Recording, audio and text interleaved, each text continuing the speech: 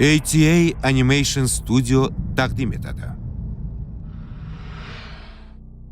Al-Azhar Islom tadqiqot akademiyasi qoshidagi tarjima tadqiqot markazining diniy va tarixiy nazorati ostida ishlangan.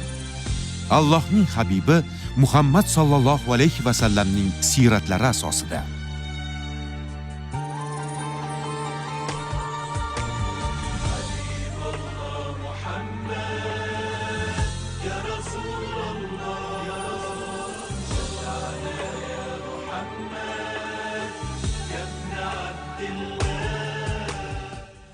Allohning habibi Muhammad. Ikkinchi fasl, 10-qism.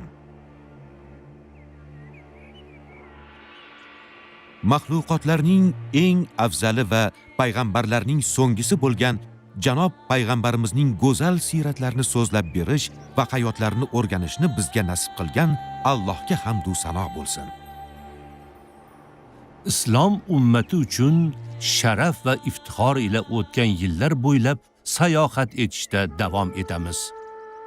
Boshlagan suhbatimizni davom ettirib, hijriy 5-sanaga nazar tashlash uchun yangi eshikni ochamiz. Hijratning 5-yili turli hodisalarga boy bo'ldi. Keling, dastlab Davmatul Jandaldagi voqealardan boshlaymiz.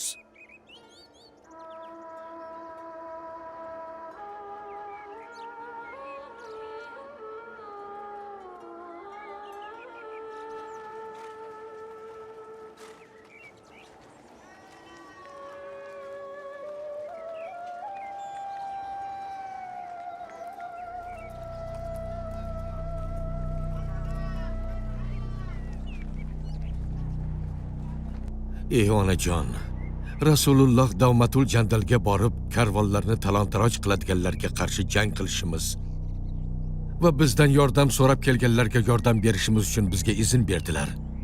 Betobligingiz uchun yoningizda qolishni istagandim, lekin buni Rasulullohga ayta olmadim. Yo'q, ey Sadr. Yo'q, bolajonim. Men tarbiya qilgan Sa'd ibn Uboda Rasululloh bilan urushga borishdan va muhtojlarga yordam berishdan orqada qolishi mumkin emas. Men yaxshiman, bolajonim. Xavotir olma. Seni kutib o'tiraman. Tez orada sog' salomat qaytib kelishingni so'rab duo qilaman. Bora qol, o'g'lim. Bora qol. Yo'ling bexatar bo'lsin.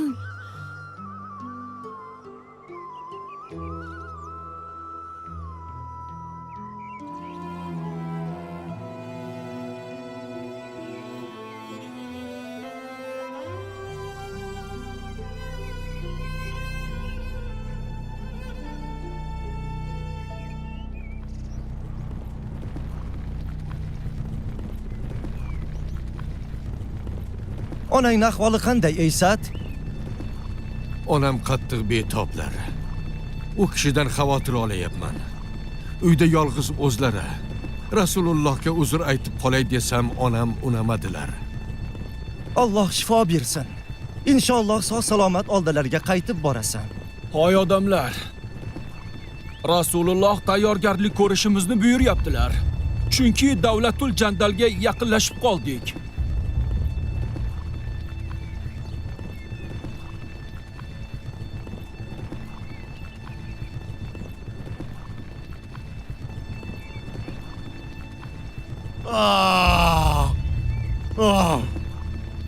Sho'rimiz quridi.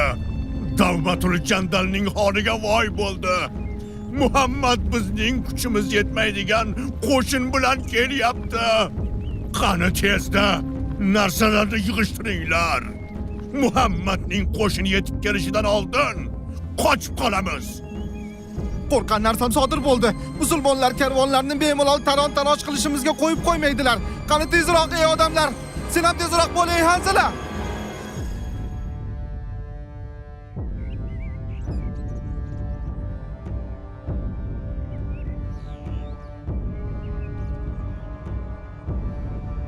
Qani tezroq bo'ling. Muhammad bizning kuchimiz yetmaydigan qo'shin bilan kelyapti. Tezroq qoching.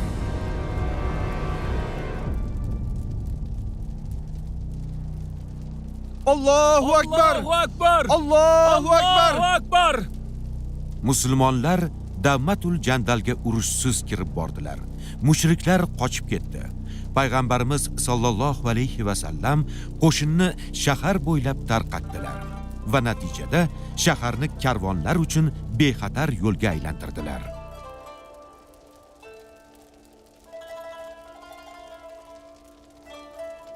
Ey Allohning rasuli, Davmatul Jandallik bir kishi siz bilan ko'rishmoqchi ekan.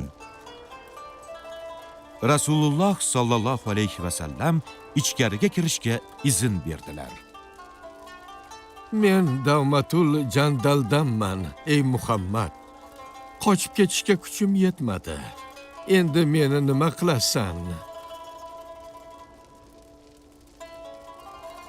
Rasululloh sallallohu alayhi va sallam ketishni xohlasang ketaver, lekin agar islomni qabul qilsang o'zingga yaxshi bo'ladi dedilar. Ha, islomni qabul qilaman. Guvohlik beraman. Allohdan o'zga iloh yo'q. Muhammad Allohning rasulidir.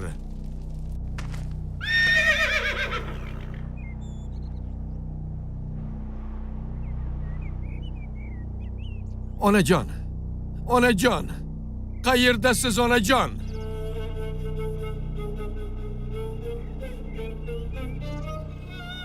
Onangiz vafot etdi ey Sa'd. Sizning haqqingizga duo qilayotib joni uzildi. Nima? O'tgan kuni kasali kuchayib ketdi va kecha vafot etdi.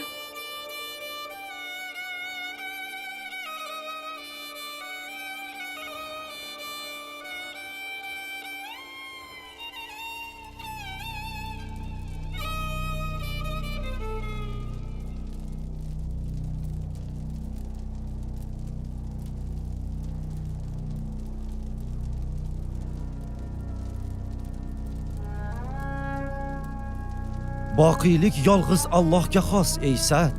Onang seni dunyoga keltirib go'zal tarbiya berdi. U jannatiy ayol inshaalloh.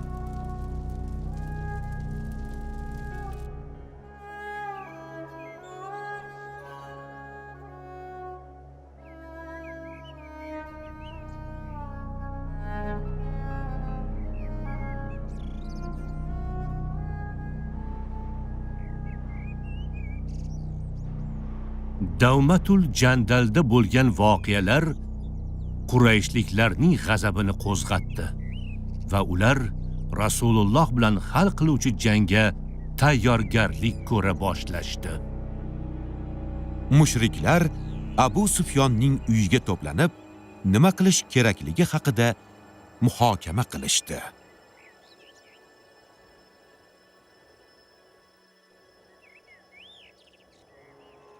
Badrda Muhammad bilan urushmasdan ortga qaytib ketganingizdan keyin shunday bo'lishini o'ylab, qo'rqib yurgandim, ey Abu Sufyon. Muhammad shunday qilib arablarning sayyidi bo'lib oldi. Sayyidi! Arablarning sayyidi! Arablar undan yordam so'rashyapti. U esa yordam beryapti. Shu tariqa kuchayib ketdi. Qurayshning obro'si esa bir pul bo'ldi. Hozir bo'lib o'tgan xotiralarni eslashning mavridi emas. Muhammadni butunlay yo'q qilish uchun biror narsa qilishimiz kerak. Bu safargi harakatimiz mutlaqo hal qiluvchi bo'lishi lozim. Qurayshning yolg'iz o'zi Muhammadga bas kela olmaydi. Yana ish ochiqligicha qoladi. Bir gal u yutsa, bir gal biz yutamiz. Shuning uchun hamma qabila va jamoalar to'planib Muhammadni bitta hamlada butunlay yo'q qilishimiz kerak. Juda dono fikr. Qoyil. Biror bir rejangiz bormi ey Abu Sufyon? O'ylab ko'rishim uchun ozgina vaqt beringlar. Keyin rejamni aytaman. Muhammadning Bani Nazirga qilgan ishini shunday qoldirib bo'lmaydi. Uning bizga tug'dirayotgan xavf-xatari Qurayshliklarga tug'diradigan xavf-xataridan ko'ra ko'proq bo'lib qoldi. Xaybar va Bani Nazir yahudiylari va boshqa qabilalar Muhammad va uning sheriklarini yo'q qilish uchun nima ish bo'lsa ham qilishga tayyor. Muhammadga qarshi urush uchun Qurayshliklar bilan bitim tuzishimiz kerak. Maqsadimiz bitta. Kunlar o'tishi bilan musulmonlarning kuchiga kuch qo'shilyapti. Bu esa biz uchun har taraflama xavfli. Menimcha, Yahudi qabilalari va ruhoniylarimizdan odam tanlab Makkaga elchi qilib jo'natish kerak. Ular Abu Sufyon ibn Harb va Qurayshning boshqa sayyidlari bilan ko'rishib, Muhammad va uning sheriklarini yo'q qilish borasida maslahat qilishadi. Ana shu to'g'ri fikr. Yuringlar. Ertagayoq Makkaga jo'nash uchun tayyorgarlik ko'ramiz.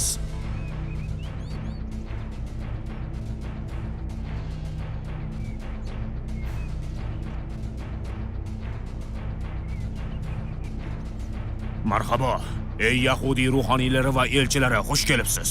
Xushvaqt bo'l, ey Qurayshning sayyidi. Bilishimizcha sizlar Quraysh sayyidlari bilan ko'rishish niyatida ekansiz. Muhammad bilan bog'liq masala yuzasidanmi? Ayni damda undan boshqa dushmanimiz yo'q-ku. Quloq sol, ey Abu Sufyon. Biz birlashishimiz kerak. Eng to'g'ri yo'l aynan ana shu yo'l. Qurayshning yolg'iz o'zi Muhammadga bas kela olmaydi. Shuningdek, biz yahudiylar jamoasi ham Muhammadga qarshi kurasha olmaymiz. Shuning uchun o'zaro birlashib jang uchun boshqa jamoalar va qabilalarni ham to'plasak yaxshi bo'ladi. Juda to'g'ri fikr. Biz birlashsak, Muhammad va uning izdoshlari mag'lub bo'ladi. Ey yahudiylar, musulmonlardan oldin avval sizlarga kitob berilgan. Biz bilan Muhammadning o'rtasidagi voqealardan ham xabarlaring bor. Aytinglarchi, bizning dinimiz yaxshimi yoki uning dini? Sizlarning diningiz uning dinidan yaxshiroq va sizlar undan ko'ra haqqa yaqinroqsiz. U holda Muhammad va uning izdoshlari ustidan g'olib bo'lgunga qadar bir tanu bir jon bo'lamiz.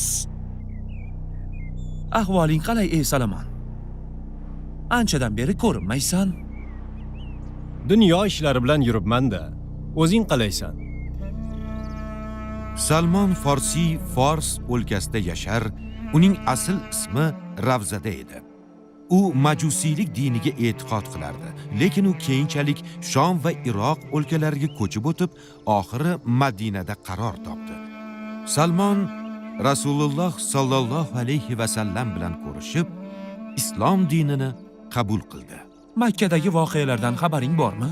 Mushriklar yahudiylar bilan bitim tuzib Madinaga yurish qilmoqchi ekan. Rasululloh vaziyatni o'rganish uchun xufton namozidan keyin hammani yig'ar ekanlar. Ha, albatta eshitdim. Sen ham borasanmi? Albatta boraman.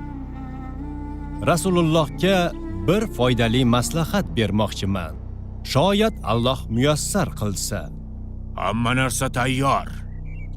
G'atafon, Bani Nazir, Bani Sulaym va boshqa qabilalar biz bilan birlashadilar.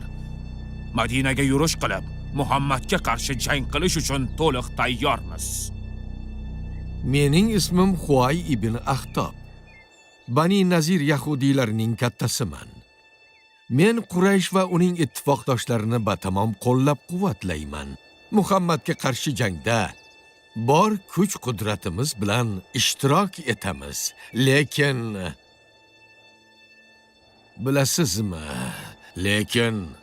Nima lekin ey Huay? Bir reja bor. Agar shuni amalga oshira olsak, Muhammadni butunlay yo'q qilamiz. Qanday reja ekan? Bani Qurayza yahudiylari agar bizga qo'shilsa, Muhammadni har taraflama qamal qilib olar edik. Lekin Bani Qurayza qabilasining Muhammad bilan ahdnomasi bor. Hamma gap shunda. Yaqin kunlar ichida Bani Qurayzani o'z safimizga qo'shib olishga ko'ndirishimiz kerak. Bu ishni menga qo'yib bering. Sizlar esa Madinaga yurishga tayyorgarlik ko'ravering.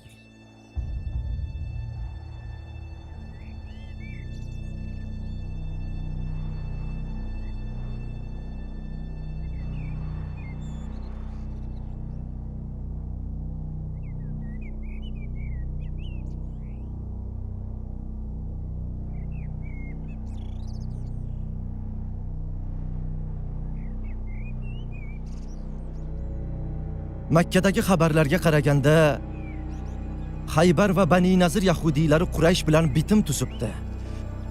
G'atafon va Bani Murra qabilalari ham ularning ittifoqiga qo'shilishibdi. Hammalari tez orada Madinaga yurish qilishmoqchi ekan. Endi nima qilamiz ey Allohning rasuli? Payg'ambarimiz Makkadagi vaziyat yuzasidan kerakli qarorni qabul qilish uchun Madinadagi muhojir va ansorlarni xufton namozidan keyin to'planishga buyurdilar.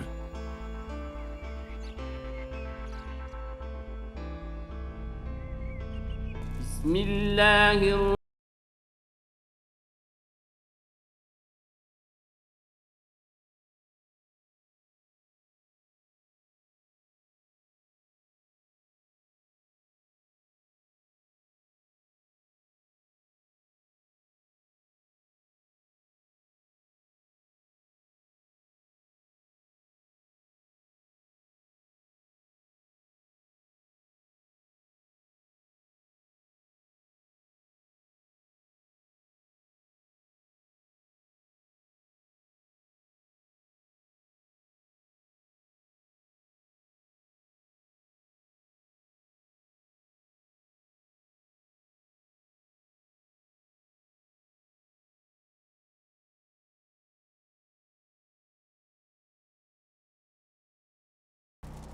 Mehribon va rahimli Allohning nomi bilan boshlayman. Kufr keltirganlarga tezda mag'lub bo'lursizlar va jahannamga yig'ilursizlar. U qandoq ham yomon joy deb ayt.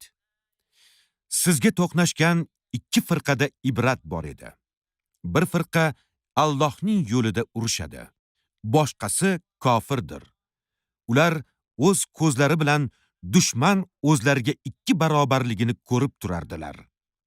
Va Alloh kimni xohlasa o'shani o'z nusrati ila qo'llar. Albatta, bunda aql egalari uchun ibrat bordir deb ayt. Oli Imron surasi 12-13 oyatlar. Film islom.uz portali buyurtmasiga binoan o'zbek tiliga o'girildi. Tarjimonlar: Olimxon Qodirov, Muslima Qodirova. Ilmiy muharrir Abdulazim Ziyovuddin. Dublajlar artistlardan Mahmud Ismoilov, Boyir Xolmirzayev, Barno Qodirova, Laziza Azizzoda, Azizxon Latipov, Abdujabbor Fayziyev, Ahror Alijonov, Baxtiyor Yusupov, Ixtiyor Otajonov, Yorqin Ernazarov, Behzod Muhammadkarimov ovoz berishdi. Dublaj rejissyori Ulug'bek Shoynazarov. Ovoz rejissyori Bahrom Mamedov. Rejissyor assistenti Davron Madiyorov. Ma'mur Abror Yahyoyev. Prodyuser Abduvohid Sattiyev. Ijodiy guruh rahbari Ismoil Muhammad Sodiq. Filmda Shayx Muhammad Sodiq Muhammad Yusuf hazratlarining Qur'oni Karim va o'zbek tilidagi ma'nolar tarjimasi kitobidan foydalanildi. Ikkinchi fasl 10-qism tugadi.